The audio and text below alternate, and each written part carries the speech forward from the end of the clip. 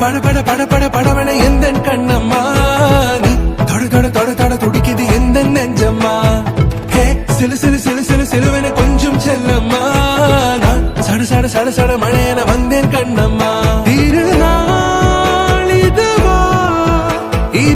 Hi friends, இன்னைக்கு March 21 உலகத்திலே பாத்தீங்கன்னா டவுன் சிண்ட்ரம் டே. இன்னைக்கு அந்த டேயை நம்ம இன்னைக்கு செலிப்ரேட் பண்றாங்க உலகத்துல எல்லாரும்.